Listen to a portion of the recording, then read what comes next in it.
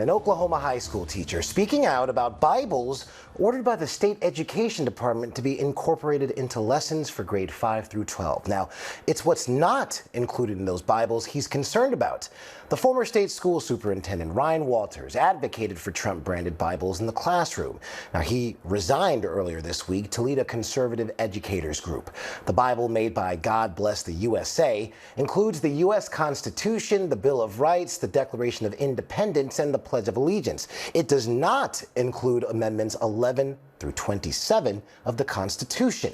Now, in a statement, God Bless the USA says its Bible includes the original founding father documents, as amendments 11 to 27 to the U.S. Constitution were added at later dates. ABC News also reached out to Oklahoma schools for comment. We have not yet heard back.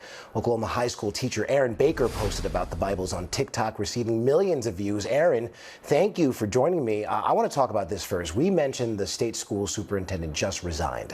What's your reaction to that? And what do you see happening next with Bibles in the classroom in your state? Thanks, Ike. My reaction to the resignation of Ryan Walters is we are celebrating in Oklahoma.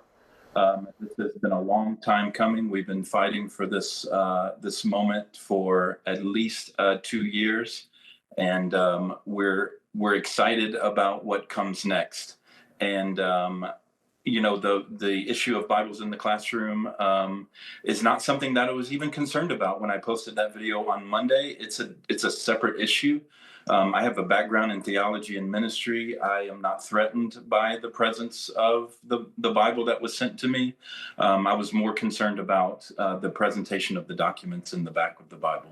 So what exactly about the presentation were you so concerned about? Yeah, after reading that response from the publishers, I'm still continually troubled by what I've received from my classroom.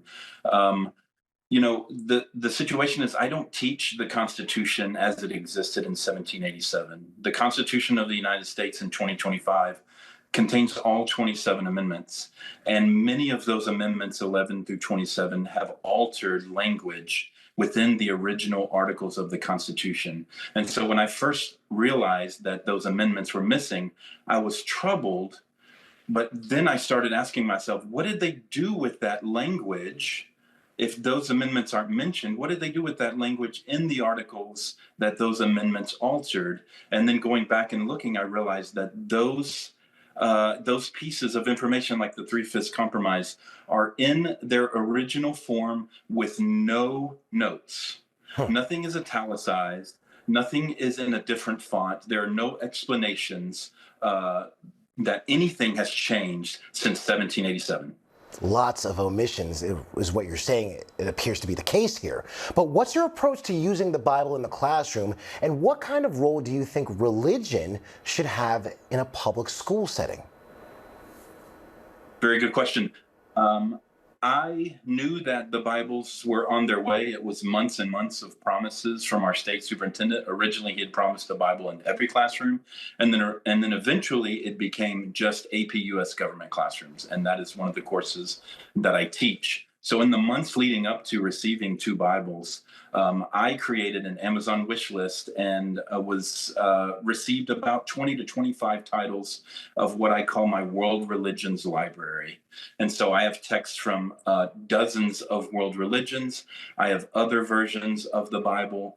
I have the Quran, and I was ready. And there's a place right in the middle for the Bible that I received in a specific section on my bookshelf for world religions. And that's exactly how I approach the concept of religion in the classroom, is from a comparative angle. That's how we study religion in education. We don't elevate one religion over the other. We compare them. And one of the great things that we can do is we can say there are lots of good things in many religions, and that's the comparative piece. All right, Aaron Baker, thank you for your time, and thank you for your analysis of the situation.